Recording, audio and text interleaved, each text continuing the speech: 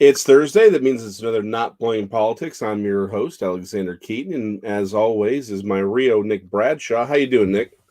I'm hanging in there. Another week down, my friend. Another week down. Yep, and we're what, 5 days out until the election? I just really wish we had something to talk about today. Yeah, kind of a slow news cycle. To our fans out there and our family and friends, I think it needs to be said that we appreciate them holding on for this roller coaster ride of a of an election cycle. It's been colorful, that's for sure. Colorful. I like that. It's an amazing euphemism for the giant flaming pile of crap that that it's been. However, here's the thing. Before we get off into what we really want to talk about today, I do want to say this. I know it's popular and everyone loves to complain about how bad 2020 has been. Can I just say, here's the thing. It's what everyone's complaining about is that they got woken up to the crap that's been going on. That's really what this is. Everyone was okay with being asleep. 2020 has shaken a lot of things and you had to re-examine them. And the problem is, I think a lot of people don't want to do that. Now, don't get me wrong. There's definitely reasons 2020 sucks anything you want to throw in there, because there are a lot of people who have been hurt by this pandemic, by the way we responded to the pandemic. Absolutely with you. But I think the thing people are really upset about is that they're having to re-examine a lot of things. And this is just more of where we are, which is kind of what brings us to today. You know what, Nick, I want you to sort of kick this thing off, because I'm not torn. I just don't know how to necessarily express my disappointment in what we've been seeing with social media, and at the same time, I'm not surprised by it. Well, I mean, I think the first thing, I feel like I need to give you a hug. I feel like we need to give the planet a hug. I made a joke with one of my friends that, when this all finally passes over, we're all going to be so expressive in affection that the next time the FedEx guy drops off a package, we're probably going to end up becoming best friends, and he'll be a groomsman at my wedding. Look, I agree. I think this has been a time. The word that I'd use, and I've experienced it in my own life in the past few months, for those of you that I put that process through, the word that comes to mind for me is recalibration. And the reason that word is so specific is because I agree on your perspective that we have had to do a lot of this adjustment and recalibration. And I'm gonna push back just slightly to say, how dare you? Exactly. Is to say, I think people many times know that they grow in that process, and that can be a very good thing. I just think that for anybody who wasn't 103 years old to remember the last time we went through this kind of experience, probably didn't possess the X's and O's, balls and strikes, ups and downs, the tool set to figure out how to get through this process. And I think that's a fair observation. Well, and I think that it's a skill set that we're all kind of learning. And I have to believe all things happen for a reason. And it may not even be the reason that we're being presented with in this moment, whether it was a spiritual awakening for many of us, whether it was an emotional awakening, a financial reckoning, a personal, a political, whatever it may be. I think that for many of us, it was we just opened the board game and there's no instructions. So yeah, good luck with that. Yeah, here we go. So, I feel like you give out scores to people and it's like, well, how did you do? Well, in the last 3 rounds, you gave out a high five, 3 gold stars, and 11 points. Like, all right, well, who won? Exactly. It was like Calvin Ball, right? Where the rules are ever changing. Right. And so tonight, we like to have fun with the titles of our episodes. And I think tonight, the reason we picked The Sound of Silence is not only because, Alex, you're a massive Paul Simon and Simon and Garfunkel fan, I know, but more so, I think, because if you have awakened to the kind of only reality show that's got good ratings now, sports, which used to actually be reality television, their ratings have cratered astronomically. And I think politics has become the one kind of, cosplay world we're all kind of living in almost. And Yeah. what I think we were alluding to, addressing is that there are stories that have now been developed since our show last week that the silence is just deafening. In 2018, 17, 18, when the concept of impeaching the president and everything that was going on with regard to what was supposed to be this Ukrainian intervention and all these things, as many of you know on this show, we try to speak about it from the higher levels and dig deeper and make sure that we're not trying to politicize or create partisan sides to this. But there was this feeling that for the integrity of the process, we have to investigate this. And all we had was a supposed phone call that was inappropriate, which probably had 5 to 10 people listening in on that call. Oh, easily 20 people listening on the call. Who came? Yeah, I think you were on it. Who came out? If you weren't picking your kids up at somewhere, but who they had to pursue, and there was a congressional panel. I mean, we were dragging people out everywhere, and it was based on a silent whistleblower, and nothing had ever come out. An anonymous whistleblower. Now we have someone who has text messages, who has communications, who has publicly stated and come forth, and who appears to be a credible reference. And the immediate defense is either it's Russia, Russia, Russia, or even worse, there's no response, and it's just, that is our tactic. Our tactic is we're going to ride this out without saying a word. We're not going to acknowledge it. And I wonder if the tables were turned. Forget the political party, but if the tables were turned, I don't know that you get the same reaction. And that's why the deafening silence of what we're seeing and that coordination between social media platforms and the legacy media, if you will, is synchronized and coordinated in a way that's just remarkable. And it's profound. Yeah. And it just seems like that I've never we have traceable money going to foreign entities from US citizens while in positions of power or positions of gaining access to power. And there's not been a single question asked, even on the campaign trail at certain stops, not overall, not forever, but at certain stops, they're not even asking, hey, can you talk about this? And I've never seen a willful ignorance like this before. Never. And that's why I don't think I'm rattled because of any political perspective or ideological perspective. I think I'm rattled because it's a subversion of the truth. Let me take that back. It's a subversion of the pursuit of the truth. If it comes out and it's just a bunch of hogwash shenanigans, evidently I'm 87, then get rid of it. Fine. I don't have a problem with that. But to say and do nothing is so dangerous and limiting. I literally, this show's going to be 9 minutes long because I have nothing else to say. And believe me, to every one of our listeners right now, you can all see them laughing and going, yeah, right. But the point that I'm getting at is that I literally tonight, that is my input. That's it. We can wrestle around with it for the rest of the show. That's it. That's my only point that I have. Well, good night, everybody. Hope you have. Thanks. Not Playing Politics, brought to you by two guys that didn't really have a whole lot to say. Take care. Tip your waitress. I mean, think. We are 5 days from a presidential election, and one person has come out to say, "I have information that can singularly place all of these people where they are," and the general response is from one side, Well, it's even worse than that. It's not even It's, well, we're not going to talk about it, and you should be ashamed for wanting to talk about it. So here's a thought, right? Or sort of my processing of this.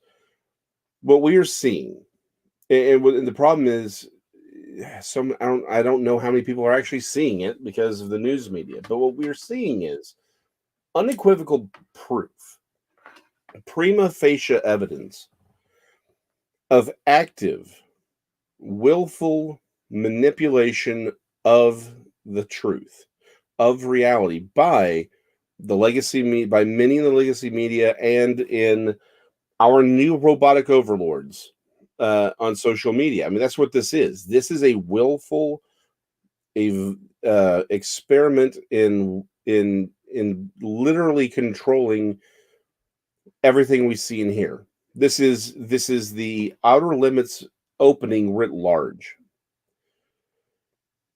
You said earlier you believe that everything happens for a reason. I completely agree. The only thing I will say, though, is the only addition I would put on there is, and sometimes it's because you're stupid and make bad decisions. That's where we're at.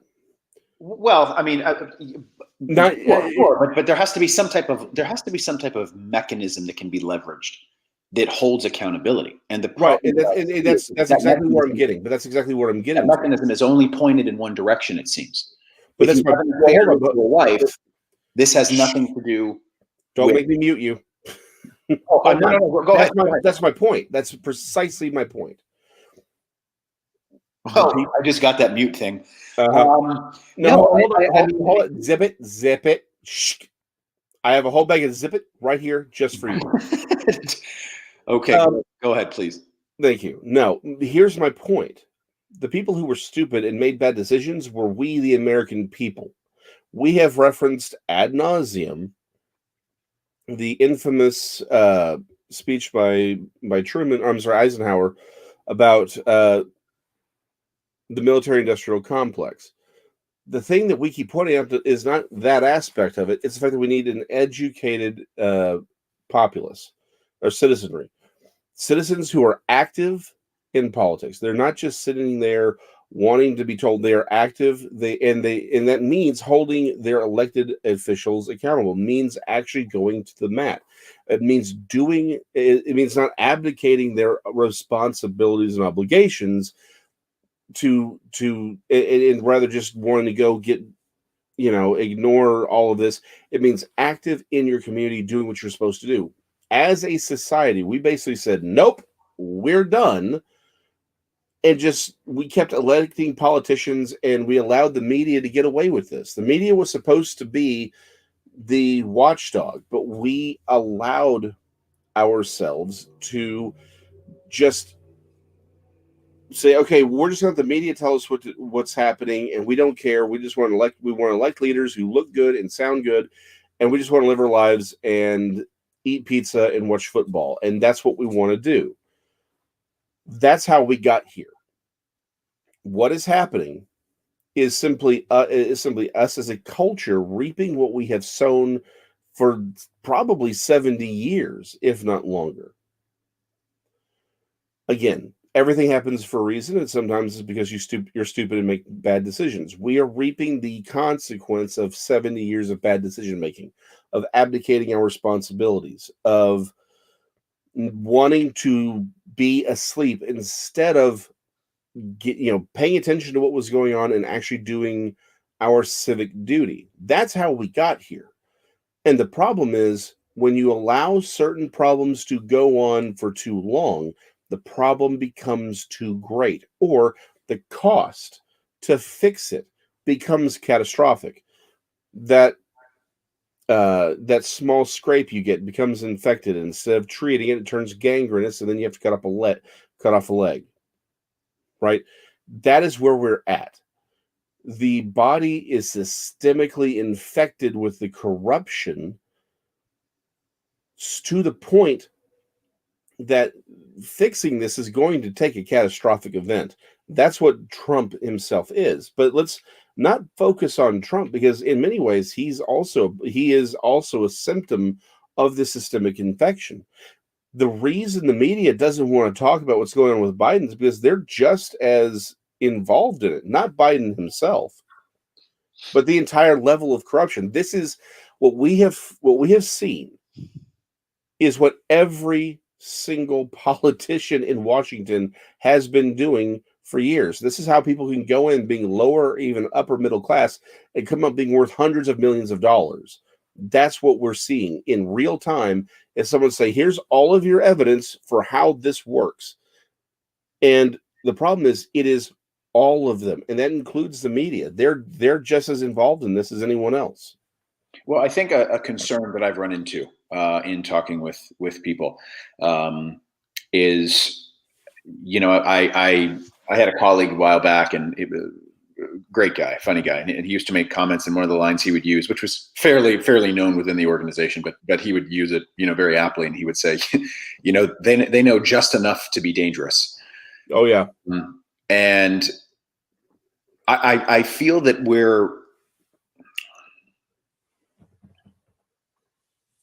we used to look, I did at least, to public servants, or at public servants, as this level of, you were groomed from, prep school, going to the right college, getting the right internship, studying at the right graduate school, getting the correct first job, interning at the right place, becoming to do this. A lot of times service, there was military service in your background, and then you had this thing, and there were all these check marks to make you like the right kind of public servant. And as we got older, you started to see they're just people.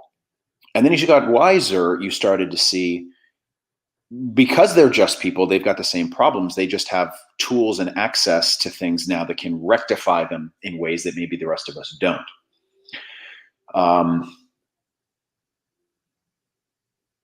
When the email scandal broke 4 years ago, I remember hearing at the time from people that were in the service, or discussions I was having with people about that topic, is that they were saying things like, the conversations being had were words like, if I were to walk off with a single document, I could go to Leavenworth. Yeah. And it was like, wow. And the response would be, multiply that by 33,000 emails, and there's nothing. And I think that there's this concept of this two-tiered justice people keep going to. And I don't want to jump off topic, and I don't want to make it super abstract, but I think the funniest thing that we're seeing, follow me on this because I'm going to get a little abstract for a second, but I do see it in my mind.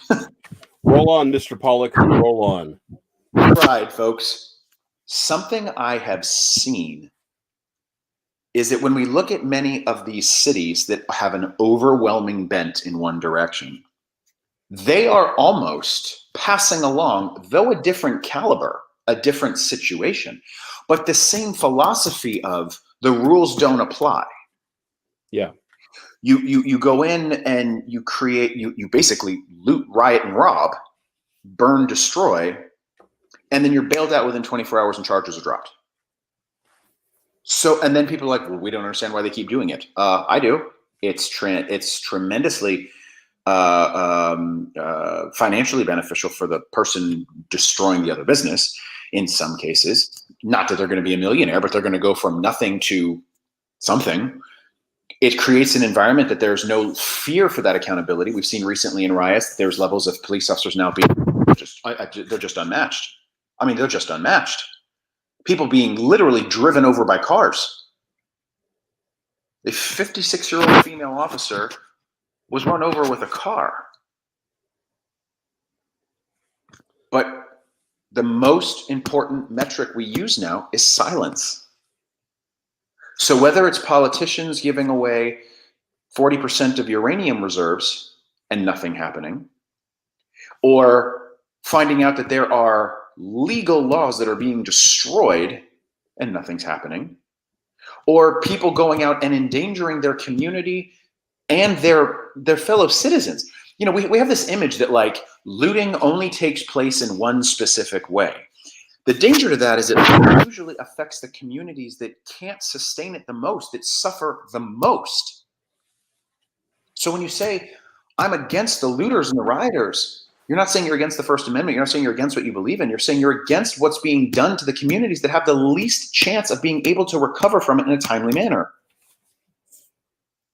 And I want to tie this back to the fact that where are the stories about how many of these police officers have been hurt, other than a quick news blurb on certain channels that have a focus in a certain way?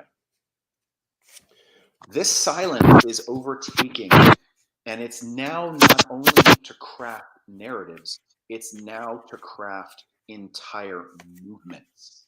And what they're learning, and the most dangerous part about this is that, as we've said many times before, more speech, better speech is the solution, not silencing. And now you're having places that are literally defining, if you don't agree with this philosophy, you cannot participate in this society. That sounds great right now, as long as it's in alignment with what certain people think. But when it changes and goes the other way, what do? Or it goes further than you think it should. Oh, So sure. this is so someone, I forget who it was. I was listening to someone talking. They were talking about the primary difference between, and I would say, I think the problem is we need to evolve our language. It's not even liberal versus conservative, because at this point, liberals and conservatives are on the same side. It's authoritarians versus liberty is where we've come to, and this is, and the point he pointed out. Now, he was still using the conservative liberal language, but I think it's the difference in mentality. Those on the right, and this includes liberals like JFK liberals and a lot of people, those who would, who sort of follow on what's on the new right, they are process oriented. What that means is they want the laws to be fair and they want the law to be the law. Basically, they want the rules to be what they are so we can all play by the same rules, because that's where justice can be found. If we're all in, if we know what the rules are, it's like, again, like a football game. Everyone starts out and there's you know what the rules are, you can play by the rules, everything's fine, you can advance. That's the game. But then there are those, and the consequences are simply what they are, right? It's like, here are the rules. The field is striped the way it's striped. We all understand that. Let's move, and then whatever happens, happens. We can't control that outcome, but we want to make certain that we get there the right way. Then there's those on the left, and they are results driven. What they look at is, how does it shake out? What is the end result? They don't care about what it takes to get there. This is why rules don't mean anything to the left. This is why consistency does not matter to the left. This is why you can get such disparities between, let's look at what happened to Kavanaugh. What we had is a woman came up and said, he assaulted me when he was a teenager, so 40 years ago. And what's worse is, it wasn't even like people were like, oh, it was right. It wasn't that she even said he raped her, just he got hands, he was forceful. And it's like, okay, hold up.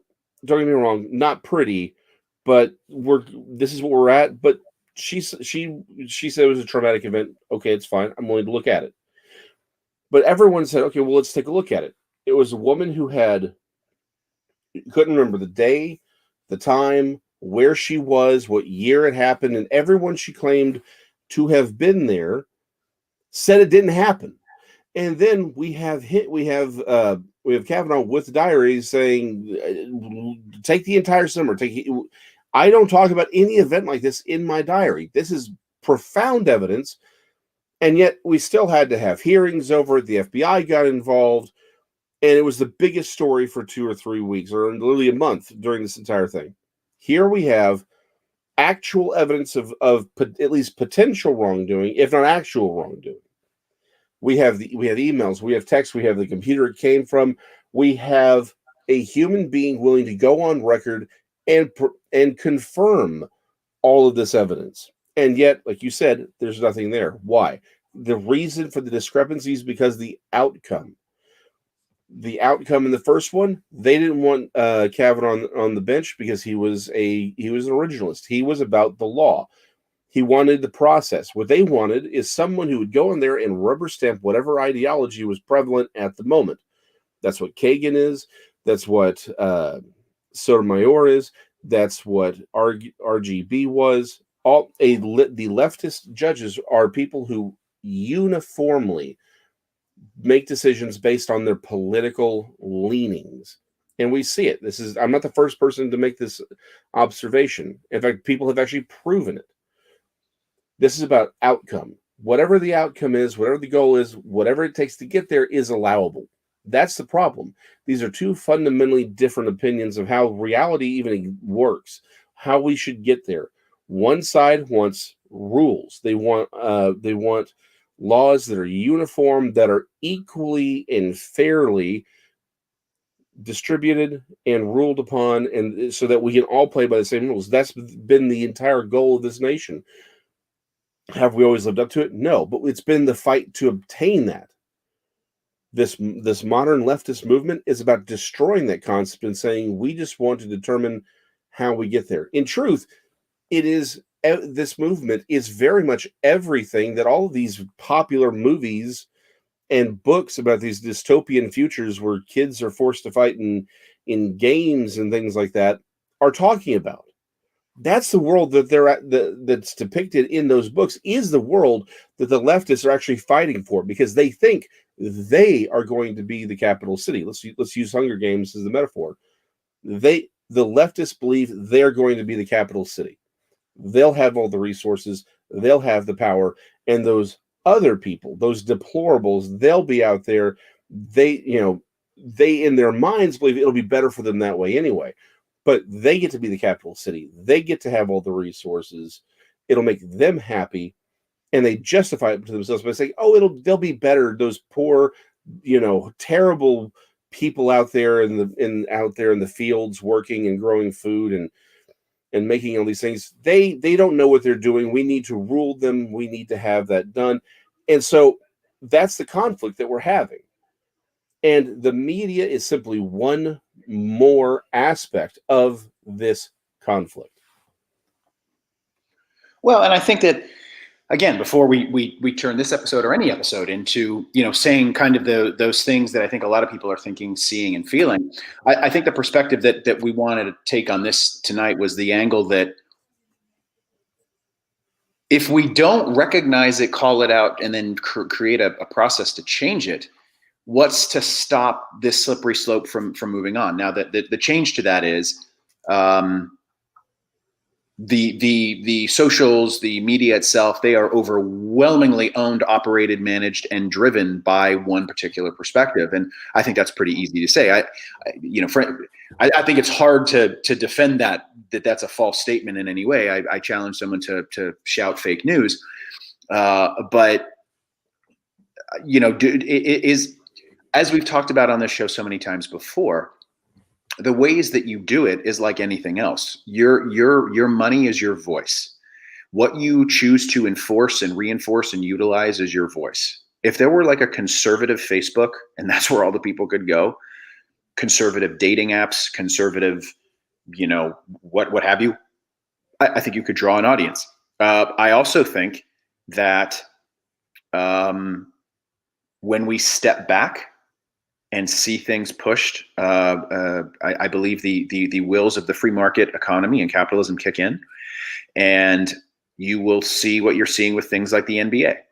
The NBA suffered its worst ratings of all time that I'm aware of. In fact, back-to-back games were the lowest that they had ever had recorded in finals history, and it was the most popular player on the most popular team. And their ratings crashed up to 78%. The same thing's happening with baseball. The same thing happening with football, because I don't think people want to engage in that every day, all the time, when it comes to wanting to just check out. We look to sports to a place, I think, to unify and to check out. And when you're politicizing everything from flyovers to why people are standing, to the anthem, to why people are kneeling, when you turn the event itself into a political rally, you drive people away. Many people out there know that through my father, who is certainly bred in me from birth, the love of the blue and gold of the mighty city of Pittsburgh. I have been a devout Steelers fan my entire life. Now, part of that will never go away because it is a connection to that city, to those people, and to my family. But here's the irony.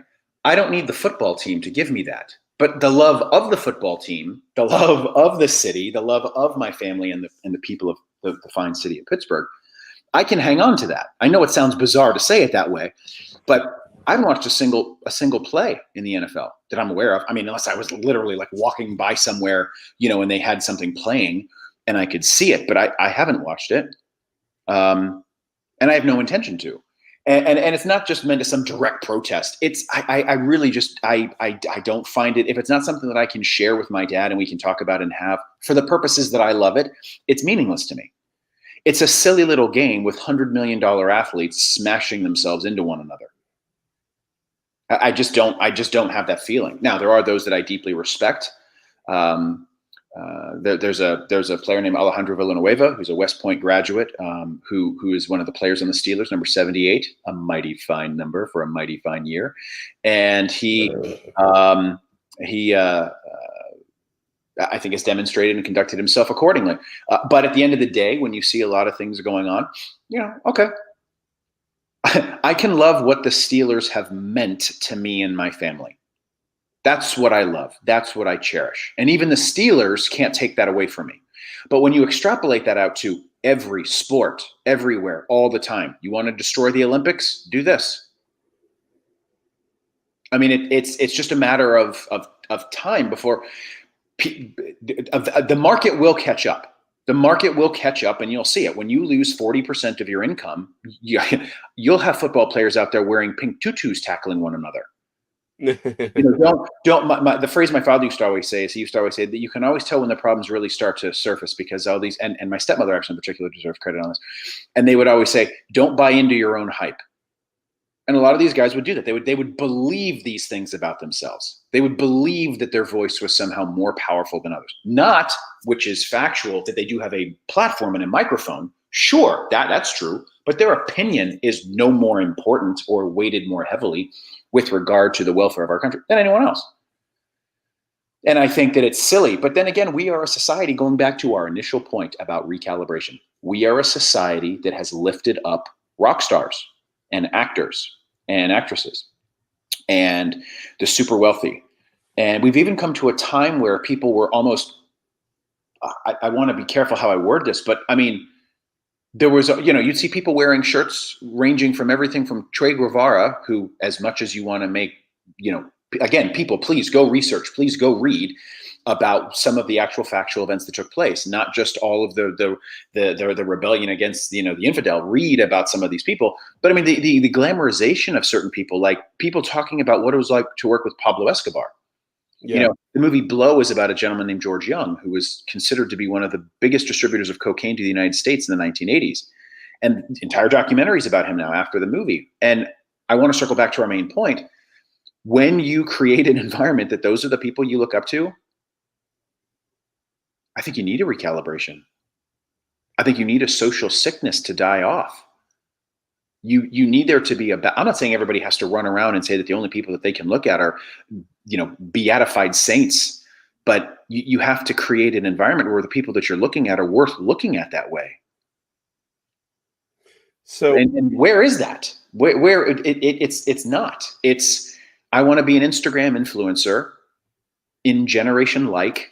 And if I can do that, then that's my measurement of success. Success is based off of a number of likes and the amount of money you have. And I just feel like that recalibration is so necessary right now. It's so incredibly necessary. So though I don't wish that for COVID to have ever struck, and I am so sorry for every single life impacted and lost, I think directly or indirectly, it has forced many of us to recalibrate on many, many levels. And some of those levels may be actually valuable and good for us to recalibrate on. So I completely agree with that this is about the recalibration. And that's sort of my point here. When we abdicated our responsibility, it came at the cost of morality. That's our problem. That's what's been happening. This is an issue of morality, values, of really understanding what's right and what's wrong and standing for those things. That's sort of the situation we find ourselves in, is that we gave up. And when we abdicated our responsibility, we abdicated our morality. We no longer say what's right, what's wrong. The understanding, this is the thing I have honestly had one of the biggest problems understanding. I can sort of grasp it, but I can't understand it. In this hatred of those who've come before, the founding fathers, we're so our society is so quick to throw them off. It's like, well, hold up. Aren't we supposed to look at everyone in their context, understand what they did right, and appreciate them for what they did right, but then understand where they went wrong and learn from their mistakes? That's what we're supposed to do. But we don't have those conversations anymore. You're either 100, you're either the greatest thing that's ever existed in the history of the world, or you're super Hitler.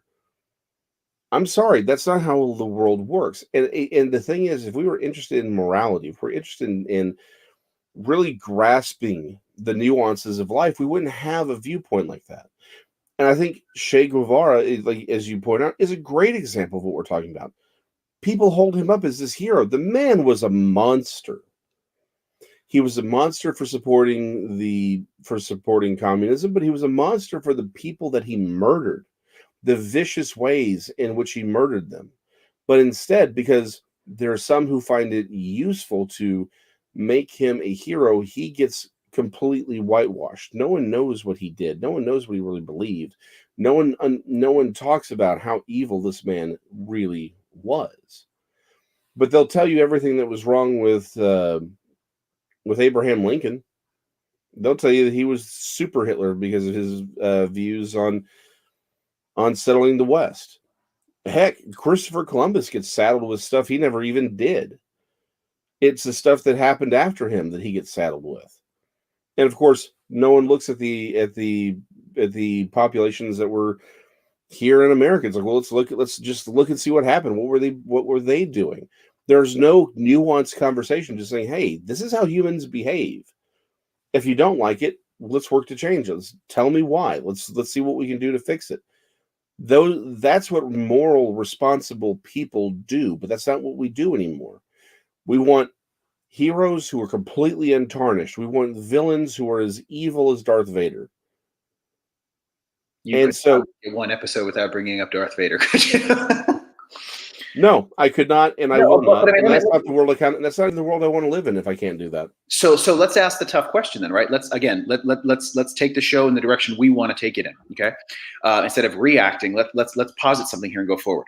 For all those that are creating an environment that is allowing for the enablement of this to take place in the silencing of the media as to push a specific candidate to an end result, regardless of what the cause and effect may be, do you think any of them should be or will be held accountable?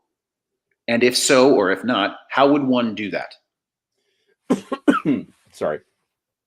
First of all, will they be? I don't know. I would like to think that they will be.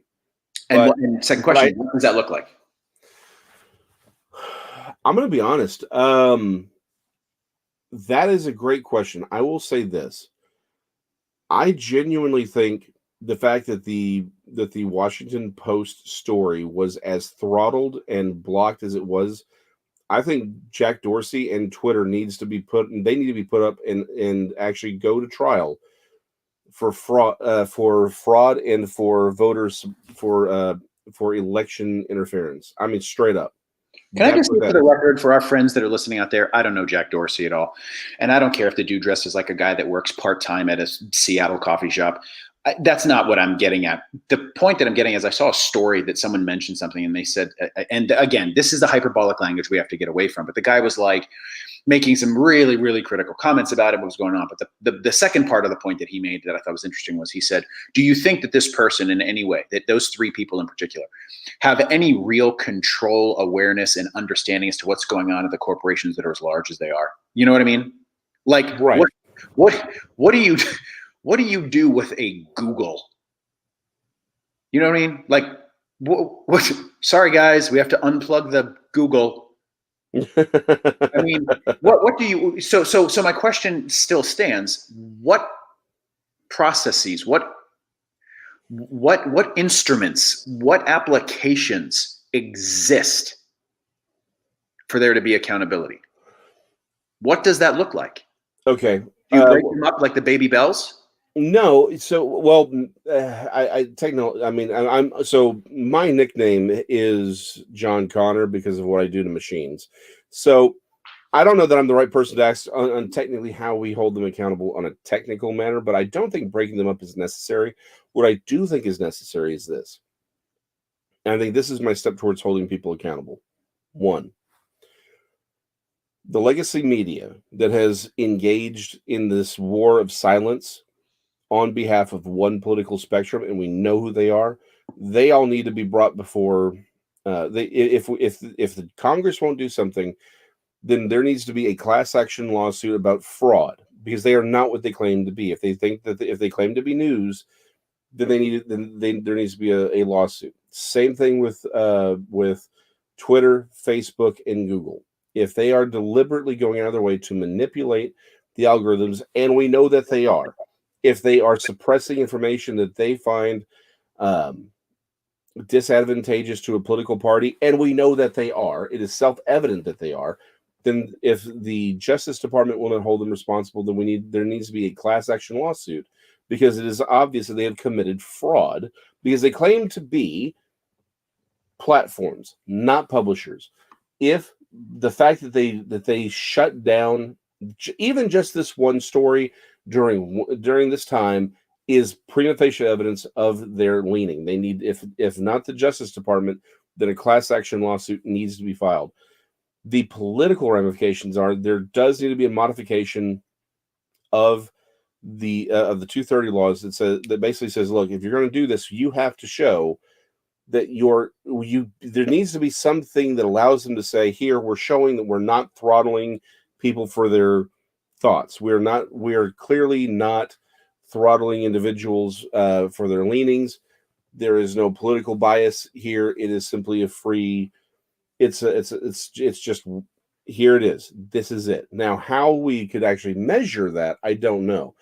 But it does but there needs to be actual teeth in this. What is happening right now needs to require real substantive change. Because if this doesn't occur, and I mean like right now, so that suppression of conservative and Christian speech ends, and suppression of anything that may hurt the Democratic Party, if that doesn't end, and the promotion of those things that would harm the right, it's obvious that's what's going on. If that doesn't end immediately, then these things do need to be regulated. And I hate to say that because I don't want them regulated. I think regulation would actually destroy the platforms and make them worse. But if they're not going to do the right thing and live up to their I mean, if they're not going to live up to their end of the bargain on this, they need to go away. The flip side to silence is right. It's saying too much. It's talking but speaking falsely. And you keep seeing this happen right now. So the big trend that's going on now, of course, is suppression through polling, and the other trend is picking states and doing things. So right now, according to the Cook poll, they're going to move Texas to the toss-up section, from leans Republican to toss-up, and that's because they're seeing early voting come out. The problem that never seems to be accounted for, unless you're willing to hunt down some much more narrow channels, is when you look at the number of those who have said that they're planning to vote ahead of time. On the Democrat side, it's very, very high percentage for early voting, which is traditional.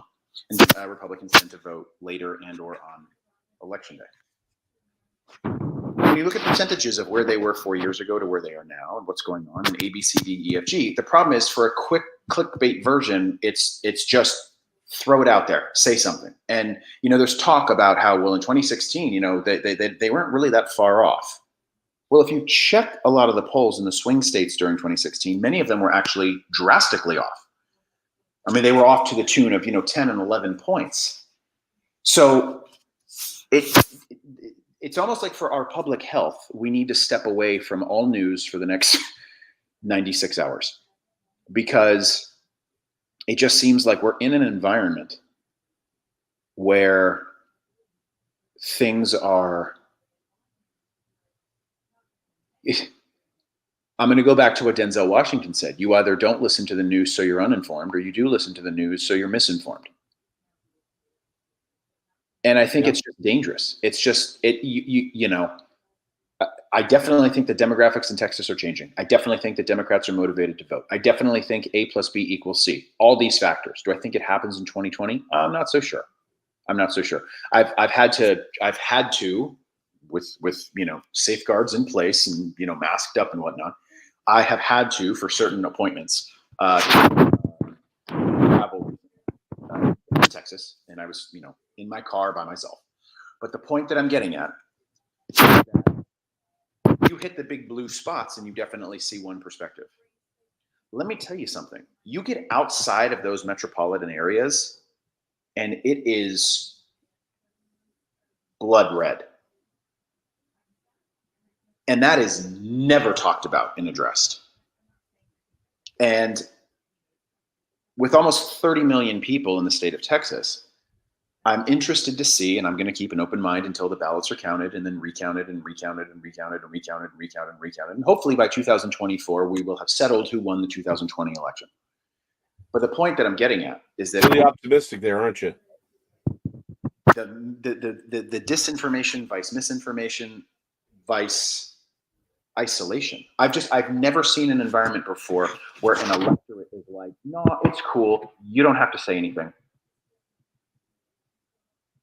And this, I'm absolutely, folks out there listening, I have tried at every turn to try to present a perspective that wasn't partisan, that wasn't political, that wasn't driven by party, that wasn't driven by a certain ideology, but rather to a belief in a system and to a belief of ideals that we hold. But I have to say, I have never in my life been in a situation where a candidate for the presidency of the United States literally said to people, I'm not going to tell you. And even more so, compounding that fact, people were like, cool. Never in a million. I've never seen it. And they're only allowed to do that because we have a media that's complacent. Well, they're not complacent, they're complicit. And forced to answer them. The American public would be better informed. The media was designed in the First Amendment to have the right to probe, to keep politics and the government transparent and open. That has been completely sacrificed. What good is the First Amendment if it's null and void, if it's nullified and void by those who are charged with its maintenance? You don't have to take the First Amendment out of the Constitution. You just don't have to live up to it. No, precisely. The Constitution makes the presumption that you're willing to live up to that contractual agreement. And that's a great point. In fact, let me take it one step further. I think that's why I said at the very beginning, I was like, I literally, I don't know what else to say. I have 47 minutes of nothing. Okay. Quick question before we come to our last point here. Are you jogging or something during the show? What? Replace this? I don't know. Yeah, because it sounds like you're fighting your mic and you're losing. Certainly not a shortage of media access and capability for global mass communication, telecommunication. So is it the lacking will? Okay, hold on. We literally can't hear you right now. Are you? All I can hear is it sounds like you're beating the crap out of your microphone. And about our constitutional republic.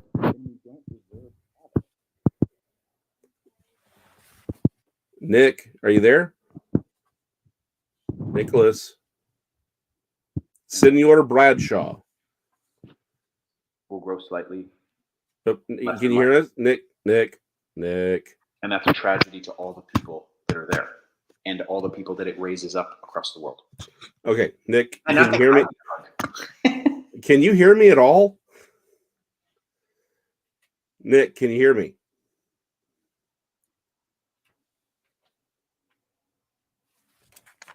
Nick, are you there? I'm talking to myself right now. Can you hear me? Alex, are you there? Nick, can you hear me? Well, ladies and gentlemen, we may have just been silenced ourselves. If that's the case, we appreciate you listening. We send our very best to all of you. God bless, be safe, and love yourself and someone else. Take care.